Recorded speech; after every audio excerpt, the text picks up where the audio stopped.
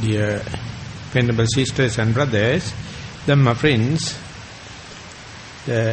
today we are going to take the third aspect with respect to the perception. This one, specifically this repulsivity or the unattractiveness of the body, is a quite traditional presentation from the Theravada tradition. Therefore, many may find difficult to understand as well as what is the relationship between this and the healing power and the therapeutic value, or what is the preventive nature of this kind of understanding. The other part is, as far as the perception is concerned, whenever you are scrutinizing and studying the Pali Canon, the Buddha has given there are 4 perversions and misunderstanding regarding the perception. The one and the first and the foremost is when and where you perceive something, recognize something, reification, that always with the notion of permanent. So permanent notion or permanent perception is a intrinsic nature of perception. So when and where you recognize something, that means that particular thing must appear at least 2 thought moments consecutively, then only you can call it by a name, you can label it, and in order to label, we impose the permanent nature, overlooking its transient nature. As far as we are imposing or artificially introducing without our knowledge or with our knowledge, when and where the perception takes place, or perception as a one faculty, it is always based upon one pillar. The pillars, 4 pillars, one of them is the permanent notion. The second part is, it has its own pith, its own core, it has its own governing power, governance, that is called Atta Sanya.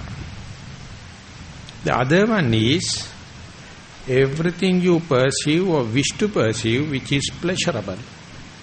The fourth one is everything you perceive or wish to perceive is attractive.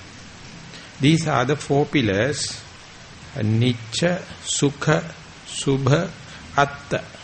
According to the Pali presentation, Nicca means you always happy to conceive this as something permanent.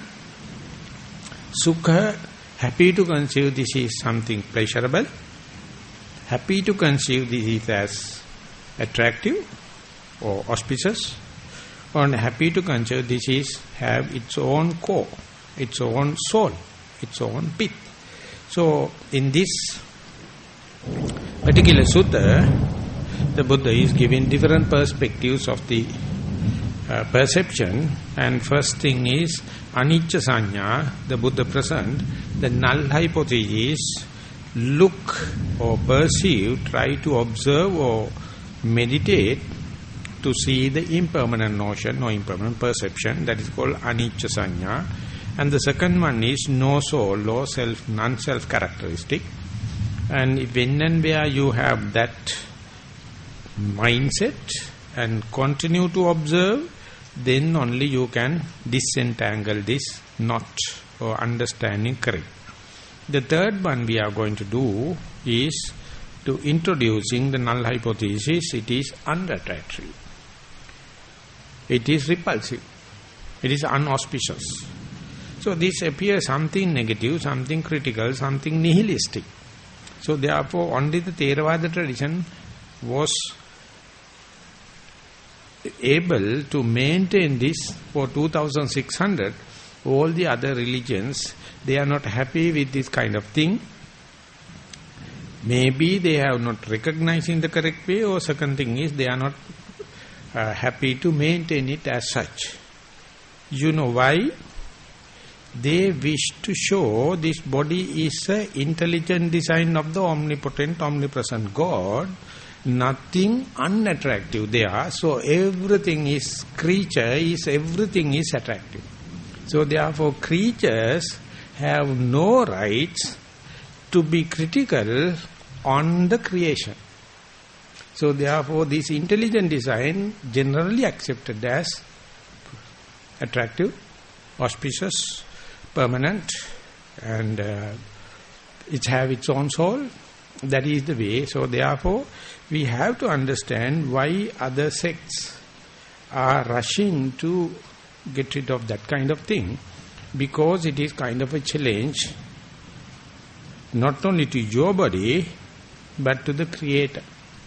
So anyone who is having any nuance of that meaning or shades of that belief, there's a soul and it's dependent upon the Creator, I am a creature, they find very difficult to understand this unattractive nature of one's own body. So the time the Buddha appeared in the Indian history is very critical. Prehistoric, pre-Buddhist area was basically on the Brahmanism, that means caste system. The superior one is Brahmins, and they believe and they profess everything is created by this Brahma Padartha, the Brahma, and it has no duality, it is one and all, no good and bad, no just and unjust. This is the original power, and from that only the human being came into being, and the first and foremost of the human being is Brahmins. And then Kshatriya, the ruling nature, ruling caste, and then the business and the farmers, and the third one is slaves. And everywhere, administration-wise, economic, social, everywhere this was already overshadowed. So therefore no one was there enough to cut and see this creature, this human body. The Buddha, originally from the Kshatriya, that means from the ruling family, luckily or unluckily, they are always wearing a sword. They are coming from the analytical families. Anything come across, they wish to cut and see. And ultimately what happened was, all the Brahmins' political and social hierarchy was broken, and during that time, the Kshatriya caste was overpowering Brahmanism. And not only in the political arena of the country, even in the spiritual side, among the renunciate, the Buddha as well as Mahavira, both of them are coming from the ruling family, and they were analytical, and they give a very radical kind of analysis to the social problems, political problems, economical, not only that, even the religion. And then the Buddha, for the first time, imagine 2600 years ago, despite the broad belief, he cut into and exposed, please look into your own body, compare it with the corpse, compare it with any putrefied body, and get a relative idea when and where the parts and particles put together and come into a shape of a unit, shape of a being, it has specific aesthetic value, the beauty. When and where you separate the particle, which is the part appear attractive, which is the part which is appear not repulsive, which is the part auspicious. So then he enumerate 32 in an exemplified way, the head hair, the body hair, nails, teeth, and the skin, that is the outermost 5, and take hair separately and look at it.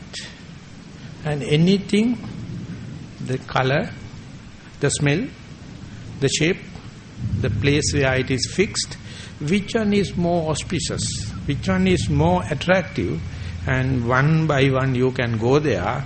If you take the shape of a flock of a hair, its color is very brownish, the brownish color, and it is not an attractive color in the arena of colors.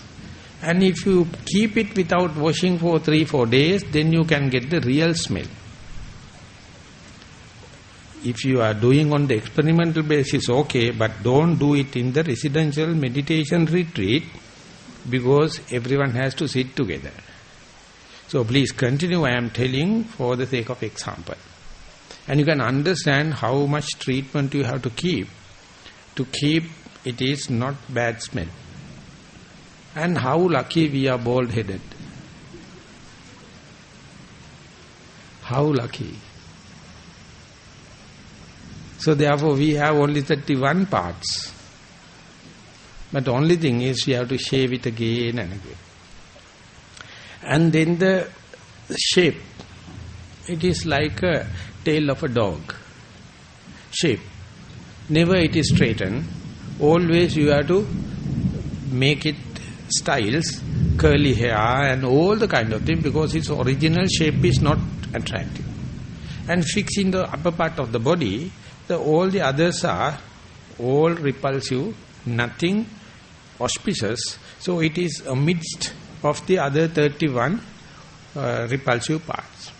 So you can continue the exact analysis for the body hair, nails, teeth, skin and other parts. Each and every part, if you analyze into its shape, the color, the smell and the place it is located and other surrounding particles, each and every one, it is one separated in, its value goes very seriously down rather than the accumulated value once you put into one particular shape. When we were in Burma, the Sadhu used to say, take a new car, a Mercedes-Benz or something like that. When it is showing in the showroom, you can see they are concerned about the aerodynamics, they are concerned about the color, they are concerned about the shape and concerned about the improvement to the last model, and everything appear as a unit very beautiful. And dismantle one by one and give a parts and ask a child, go and select anything for as a plaything, nothing even a child can take. Everything is such a odd in shape. Once you separate it out, each and every part is smeared with the grease and oil. You have to have a handle to see it. And nothing attractive. Imagine again you reassemble it and you can value it in millions. So you have to understand, when put everything together, sum total of everything is little bigger than the individual summary of the accumulation of individual parts. This is what you call aesthetic value. And this, in order to put together, then you can. It's a man, it's a female, it's a car, it's the house and architect and all the kind of thing. Once you dismantle, it appears like destructive. It appears critical. Once you dismantle, its individual value never come up to the sum total. So this is called analysis. So whenever you analyze it, each and every part, under your very nose, you can give a thought and see how it is. The one separate it out, and that is what the Buddha says. If you have any kind of aesthetic value for your body, that reflects into the opposite sex. So much so you love your body, so much so you love the opposite sex. There's one particular sutta in the Anguttara Nikaya's Attaka Nipada, Sangyoga Viyoga Paryaya Sutta. The Buddha says, if a male or female individual try to appreciate one's costumes, demeanor, one's sounds, and one's activities, their costumes, their attitudes. Each and every one, male, try to be very robust, masculine, and attacking kind of a nature. But the females always appear femininity and very soft. And this is the way each and every party adhering to their own bodily parts and kind of things. More and more you give the attention to that side, that indicate that particular person is have the exactly the same attraction to the opposite sex. This is how, and when and where these two come together. If you consider this is pleasurable, if you consider this is the maximum pleasure in the world, never you can think about this intercourse between two parties, and therefore you are already programmed as far as you love your body in this attractive way. And ultimately the Buddha, he shows when and where you look at your body, sitting posture or breath, rising and falling, or in left and right of your walk, and when and where you see individual activity or individual feelings or individual perception, it is some or the other leading more towards not only the 32 parts but to the air element, the water element, the fire element, the earth element. When and where you are about to see this elementary characteristic of your each and every action, each and every feeling, perception, volitional activity as consciousness, you come to an international language, cosmic language, and ultimately you find these elements do not recognize themselves as female and male. They never recognize you as a young, middle-aged and old. They never recognize you as ordained or unordained. They never recognize you as Buddhist or non-Buddhist. So therefore, when and where you go to the elementary characteristics, you come to the universal law, and more you accept it, they become so in a flickering nature, come into the flux. You can't recognize individual elementary characteristics as male, female, attractive, distracted, nothing. So whenever the meditation goes up to that level, your males will lose their maleness. Females will lose their femaleness, or you may understand you have both the sides, male side as well as the female side, they come together, and ultimately you can't claim you as a male or female, but verily you will understand you as a human. And when that happens, no sexual attraction, never. So if you wish to overcome this sexual attraction, that is called kama tanha, unless otherwise you meditate and advance, you will never see there's an answer for this universal question. Therefore, the Sigmund Freud mentioned all the behavior of human could be explained through sexuality. From A to Z, from morning to evening, your whole year, your whole life is nothing but gratification of sexual pleasure. And the Buddha put it into it is a gratification of sensual pleasure. For that only you preserve your maleness and femaleness.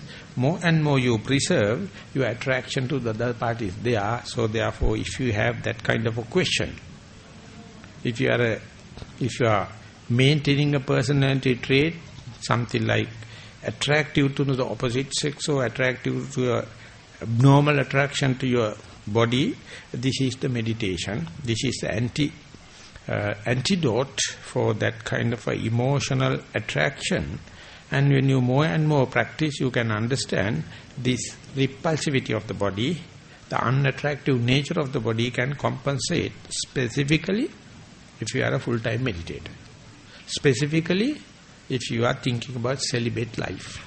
Specifically, if you are thinking about a monastic life, forest life, under a tree, in a solitude place. Otherwise, a prolonged living in such a place, it's ever a question. It's ever a question. So therefore, you must have these tools in your spiritual way, in your celibate life, and it can be achieved in number of ways. One thing is analytical way. Whenever put together, it has sum total is little bit more than what is the individual sum. And more and more you go deep and close and immediate to your primary object, naturally you will be shown with this kind of a outlook of your body. At that time you find it is easy to maintain and know that kind of perversions and no much of attraction to the sexuality or sensuality to the opposite sex, and you can calm down it so that your vibrations and your activities will be more centralized to the equipoise position. So therefore this Asubha Sanya is one of the very important aspect in the monastic life, in the forest life. So therefore throughout the Theravada tradition, they maintain it. But you will be in a hell of a trouble if you are going to preach this in the Western country to the Westerners. They can't understand. They are so find difficult to fix into their thinking, because the whole life is brought up and cultured and everything in the different way. So therefore, the Upanita Sadhu, he is often traveling in the West. He says he never take this subject when he is teaching or introducing meditation to the Westerners. Is just introducing loving kindness. That's it. Don't go for recollection of the virtues of the Buddha, recollection of the death, or recollection of this unattractive nature of the body, because many consider it is as destructive. Many consider it is against the culture. But again, I am telling, in the Theravada tradition, it is well maintained about this Asubha or unattractive nature of the body. So therefore, one, before falling into the trap of this sexual desire, one has to have this already developed certain amount of experience and acquaintance with this repulsivity of the body. Otherwise, you are always, your whole developed faith, the energy, the mindfulness, the concentration and the wisdom will be go for a six, scattered off immediately within 1 second. Soon you fallen into the sexual desire or sensual desire. You are immediately unbecoming to your spiritual life. So you have to face so much of embarrassing situation due to this. So that is why it says you must have to have this kind of a tool, this kind of acquaintance in your meditative life. During the time of the Buddha, there was a very attractive young monk known as Pindola Bharadwaja, and he was in a prime age, around 16, and his young monk living in the forest, they happened to see by the king Udeni, and he found, I am having so much of female in my harem, and still I am not satisfied with the sex. But that particular monk, at his robust age, and he is living in the forest very happy, and he is very contented. And according to my thinking, that cannot be. But anyway, we know that King Udeni was not the devoted Buddhist. Later what he did was, he went to that particular monk and gave little sweet things and whatever necessary, and developed a kind of a relationship with him. And one day, whenever the friendship comes, he asked, Bhante, you are in a very prime age. Do you have any trouble in your mind regarding this desire, sexual desire or sensual desire? Then he says, yes. But But I can't see by looking at your face, because you are well contented and very happy, and how are you going to deal with this kind of, specifically at this stage, your chemical body is very active. Then he says, "O king, our teacher, the Buddha, has instructed us, if you are to develop kind of a attraction to a very young girl, think it as your daughter. Think as your sister. If the elderly woman, think as your mother." So by developing this kind of a family relationship, the desire goes down. And the king was somewhat upset. And he made the face in such a way, and he told Bhante, "I'm sorry, you are too young to this subject, but when the sensuous desire arises, sexual desire, even the intercoursing with your mother is a simple fact. You don't know. I am sorry, very sorry for your young age, but I am not accepting your answer." Then the monk was little upset. Then he says, "King, just wait. I am mentioning this repulsion, considering the relationship is the answer for the mild sensuous desire, sexual desire. Whenever it is becoming obsessional, we put into the 32 parts. We analyze that body, whatever it may be, to the head hair, body hair, nails, teeth, the skin and kind of thing. And that is a detailed approach, so you can go into it and see which part is more attractive."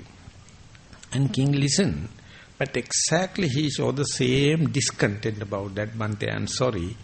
Even you going to give the more detail, you don't know people are intercourse with the corpse at the mortuary.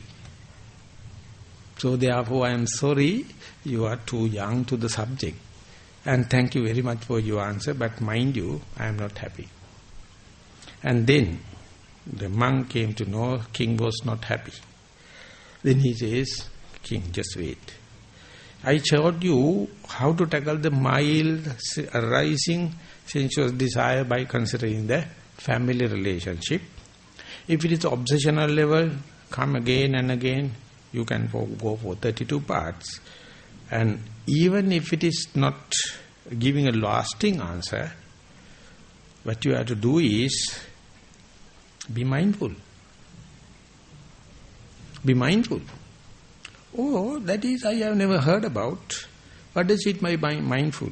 When arising, you have to understand it is coming with this seeing of that particular object. Before that it was not there. Soon after that this arising, that arisen of this desire is not with that object. It is already in my mind. If you can tackle it and if you can trace it, if you can see it as early as possible, your mind becomes prepared and you can behave according to the context where you live. So therefore, the awareness or comprehension or mindfulness is the only thing whenever it is too deep-rooted. And then the king give a serious thought, Bhante, that is something new, I have never heard about, but I can give my own example to prove what you are telling.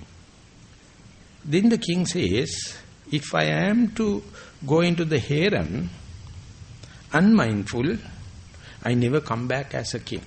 I fall into the trap of that ladies. But if you go to the harem with the king, as a king, with my old assistant and with the support, drum beating and right round decorations and kind of thing, I know now I am going to the harem, I can come back as a king. So this is the point regarding the lasting answer towards the sensuous desire. But this 32 parts is the medium kind of answer for this desire or sexual or sensual desire, and easily or safely we can say this is more towards the samatha bhavana or tranquility meditation. But when you are doing vipassana, when and where necessary you can use it, and when it is when you come up to the mindfulness and clear comprehension, it is tackling the problem in the very deep-rooted way. So therefore, all the time, even though you are a practitioner with the mindfulness or satipatthana or establishment of the mindfulness, this part you must understand. This contemplating on this or unattractive nature of the body, and therefore give a consideration in the Kayagata Sati Sutta or Anapana Sati Sutta or Satipatthana Sutta. They are very famous suttas or discourses the Buddha given, and all you find in the middle and sayings, each and every one enumerating these 32 parts. So therefore, when and where necessary, you can focus the attention to the 32 parts, and nowadays there are some books they have published enumerating the particular part, its name and its a shape, its a color and kind of things. Or you can go ahead, and if you are interested in what is the traditional way of teaching is, first you have to by heart. Kesalo manaka danta tacho mansannari atti atti miccam vakkam hadayan yakanan kilomakam.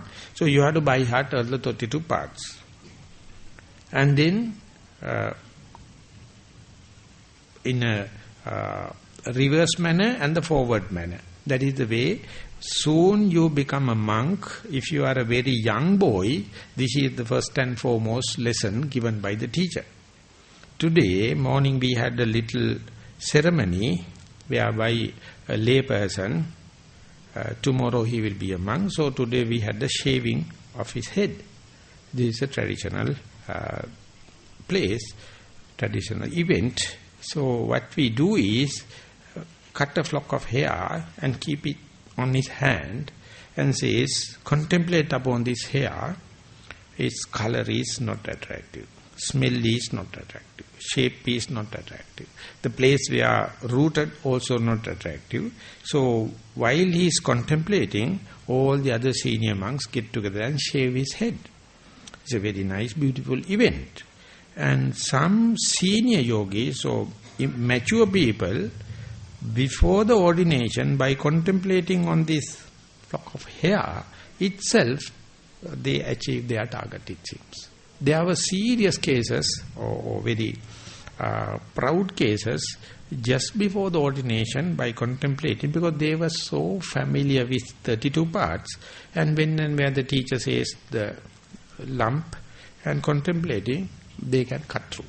So therefore you must understand these 32 parts by color, the shape and separate parts, and when you are contemplating, next time you attribute the practical parts and let the mind to roam around these 32 parts. It is mechanical business. And after a while, when you are becoming more and more familiar, you have to use a sensor which part is more attractive to your body, your mind. You introduce 32 parts, and then while contemplating, you see which part you have the more familiarity, and that is the one you have to select it as a specialized part, and you go ahead. And in Sri Lanka, that very famous using the skeleton. You can see in the meditation centers, therefore, skeletons are there. Nowadays, a lot of models and a lot of other photos are available. So, when you have any acquaintance or familiarity with that, the atti or bones appear more attractive. Some people, the flesh or blood or pus, whatever it may be. So, you must let the mind to select which part that you are specialized according to its natural attractive, natural connection, natural magnetizing nature of your mind, and then you keep contemplating upon that particular part. And when you are using the bones, for example, atti, when you are observing, maybe you are standing in front of a skeleton, or you sit down and keep a skull in front of you in about 5 feet ahead, and look at in a comfortable way and contemplate atti, atti, atti, atti, that means it is born. And when it's happening, ultimately you can see the image with your closed eyes. That is the time you are separate from that particular object. Then you can take into your room or meditation hall and take that mental image and note atti, atti. When it is happening, you are coming across a junction of 3 roads, 3 channels. One part is you can see the repulsivity of the bones. It's not a good color, good shape, good smell, repulsivity, unattractiveness. The other part is its earth element, hardness. When compared to the flesh, when compared to the other liquids, this is hard. So some people get into that. And some other people can get into the white color. So therefore color, the elementary characteristic or repulsivity, whatever it may be, one thing will come forward. So when you keep on contemplating upon this image, mental image, so go. If as far as you are going for the repulsivity, it is for the tranquility meditation. As far as it is for the elementary characteristics or the color also go to the samatha bhavana, the concentration. Whenever it is going to the hardness, it is some inclination to the vipassana. So therefore, even though you are going through this one aspect of the 32 parts, 3 channels are opening. You have to select which is more natural for your likings and disliking. And then if it is the color, you can use it as a color image. If it's a hardness, you can use it as a earth element. If it's a repulsivity, that is what we are talking about, the repulsivity or unattractive nature of the unattractive notion of this particular part. So when and where you have any kind of a sensual desire, if you have that kind of an acquaintance, under such circumstances, you recollect that contemplation upon the bones, whatever may be more relevant to you. That is how in traditional monasteries, when you are paying a visit, you can see this kind of made models are available. But if you are a person with so much of desire to your body and obsessed with that kind of thing, you may develop fear, you may develop repulsivity to that kind of thing. Specifically the younger generation. And the middle and the older generation, they are very happy about this repulsive nature, but for the younger generation, they are not happy. So therefore it has become a tradition, it has become a cultural event, but naturally each and everyone must have certain understanding about this repulsivity of the body. And then if someone still having, if you are familiar with or friendly with other person, if you see they are also having this kind of a problem in meditation due to this Chandupa Sanghita or attracted bias feelings, you have to tell, if it is not possible to do only with in mindfulness of the in-breath and out-breath, try with this unattractive nature of the body parts, and for some people it works. But not necessarily, if you are mindful on the in-breath and out-breath, that itself is taking certain amount of precautions or protective nature. So, but anyway, this Asubha is a very important aspect. But if you are familiar with the impermanent perception, non-self, these 2 characters or preliminary trainings are very conducive for you to be friendly with this kind of unattractiveness of your body. Otherwise, you find very difficult to cope up with. So that is why the Buddha never put this kind of thing at the beginning. He just developed the mindfulness on the body and be familiar with the impermanent nature of the materiality, feelings, perception, etc. And see the eye and the visual objects are non-self, sounds and the eye, non-self. With this kind of a preliminary groundwork only, you can go into this repulsivity or unattractive nature. Otherwise, in night, you may have nightmares. Easily. Because this is a kind of a threat. It's a kind of threat from the psychological point of view and everywhere. So, earlier people, monks, used to go to the carnal ground, and there had been no much of burial rituals, and they are just throwing the carcasses for the wild beasts. So when you go there, you can see the macerated bodies. But if you are to go there to the carnal grounds, cemeteries, you have to always tell a senior, telling, I am leaving to that. And from the point you started from the house for your monastery, you have to be mindful which direction you approach it and how can you get the image of it.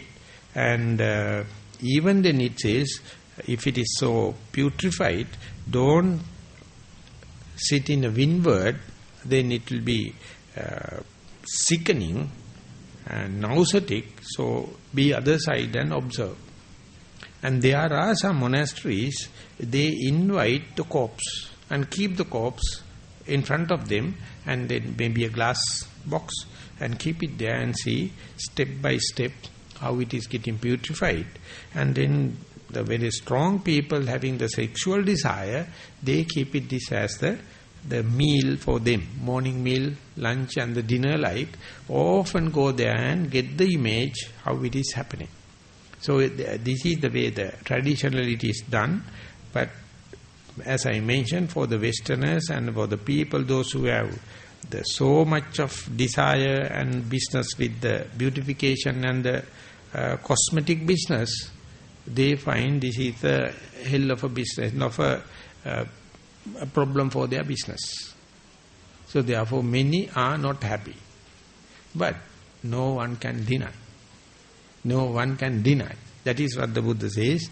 Whatever may be your perception, this is kind of a truth. So therefore develop the unattractive nature of the individual parts and repulsive nature and unauspicious nature. But this is not kind of a lack of loving kindness to your body. This is to bring the thing into the middle. The unwanted attraction is the what you have to cut off. If you are a kind of a person, a masochist or sadist, this will work negative. Therefore, Pandita Sayadaw says, this kind of a special look, a special contemplation, you must do if you are a kind of a person having more sexual and sensual problems. Instead, if you are having a self-mortification kind of character, on top of that, if you are going to do unattractiveness, easily you can commit suicide. That can happen. That can happen. So therefore, don't take this as a over-the-counter medicine. Take this medicine on prescription. This is a prescription drug.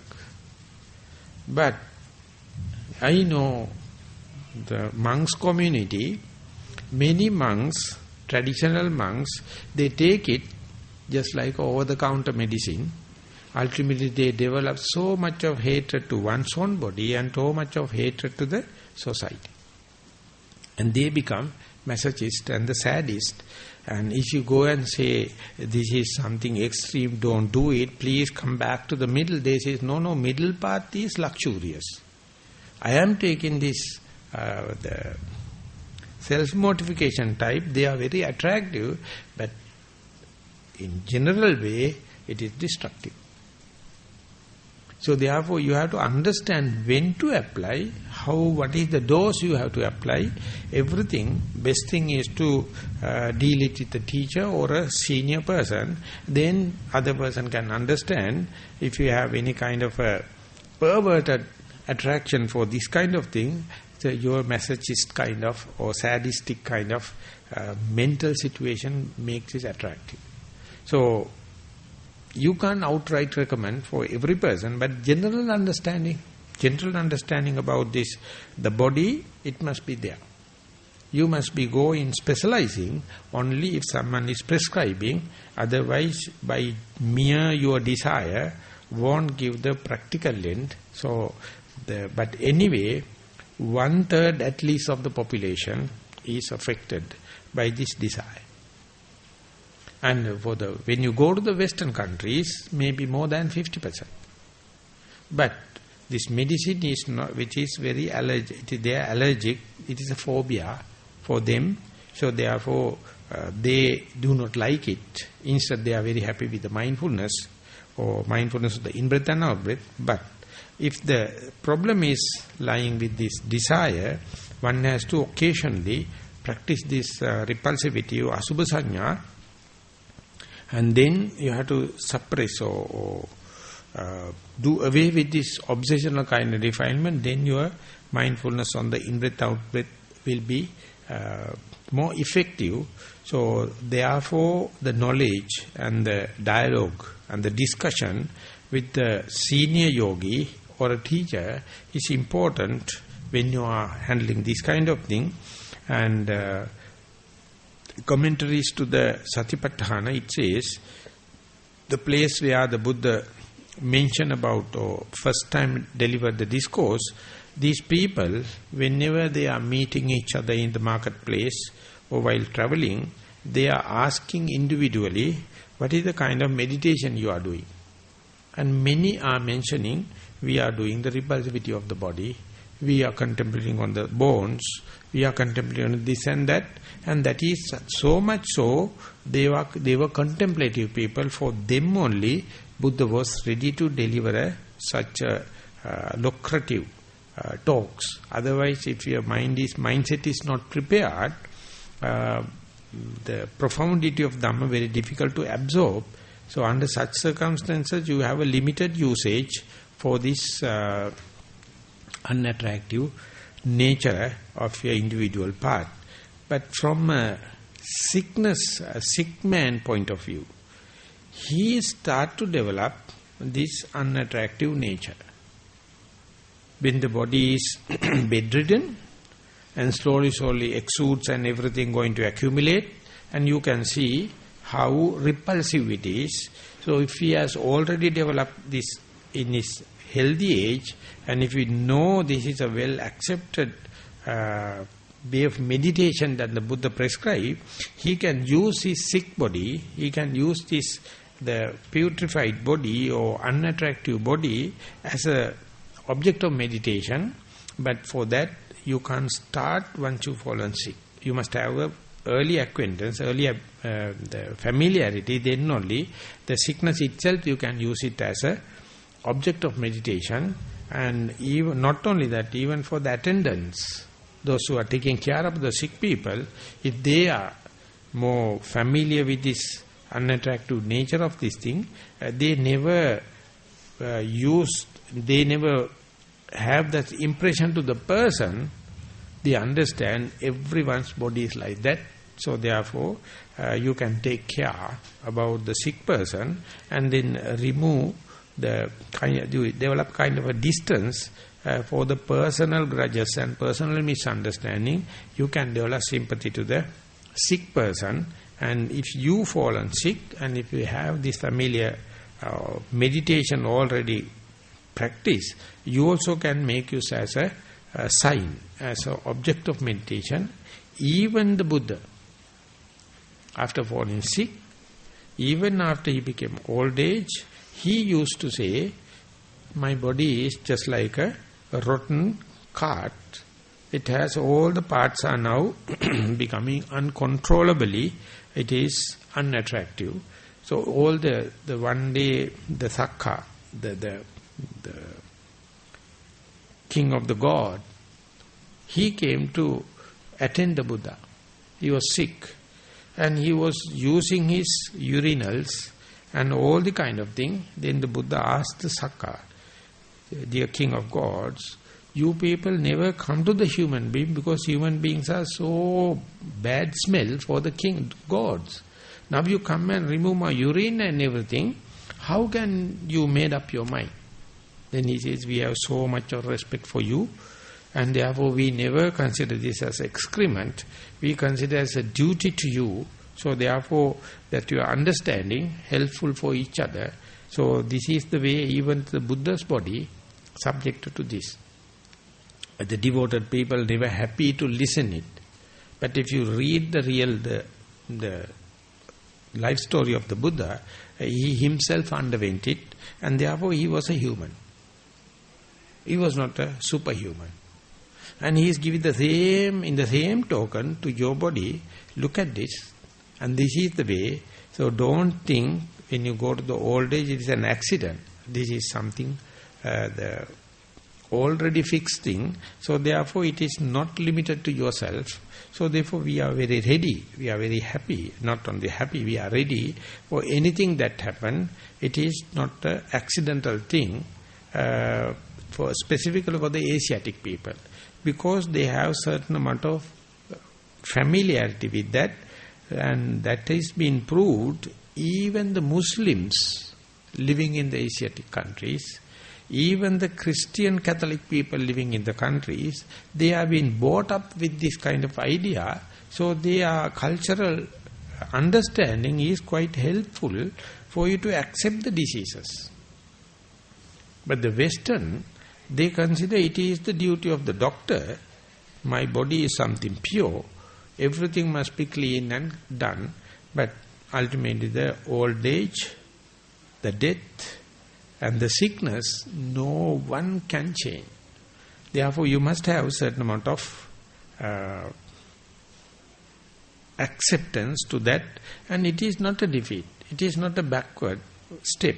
So, but it is a maturity. So, therefore, yogis specifically wish to live in a forest, wish to live under a tree, or try to go into a solitude place. They must have fair understanding about their body, and then only they can make use it, even with a little bit of sicknesses and ailments in their organs, they can put up with and be equanimous. Otherwise you will run mad, and most of the diseases today, your emotional upsets aggravate the situation. Ultimately even the doctors find difficult. So therefore have to have certain amount of equanimity towards that, and specifically those who are planning to live a celibate life, a full-time meditation, or living in a forest under a tree or solitude place, this is part and parcel. For a temporary or residential retreat in the 3 days, 7 days or 2 weeks like, this is not much discussed. But it is not too much also. But as far as we have selected this Girimananda Sutta, we get a chance to be with it. And happy we had earlier the idea about the perception of impermanence, idea of the perception of non-self, and it is somewhat paving the way towards this. So therefore, whenever you have any kind of a sensuous or sexual desire, while you are doing in-breath and out-breath, contemplating or mindful on the in-breath and out-breath, or rising and falling, just try to apply this and see. Whenever you are in the walking meditation, if you are obsessed with this kind of desire, please try and see whether it is working, and then it will be an additional tool. And still, main thing is to maintain the mindfulness. Use this as a additional tool in your traveling bag, and use it whenever necessary on pragmatic basis, but not for the sake of using. Then it may give some unwanted consequences. So therefore, if you know the pragmatic use, this is a very good tool for you. Hope it will help promote the continuity of your mindfulness and the steadfastness of the mindfulness. With that remark, I would like to sum up today's talk. Thank you very much for listening.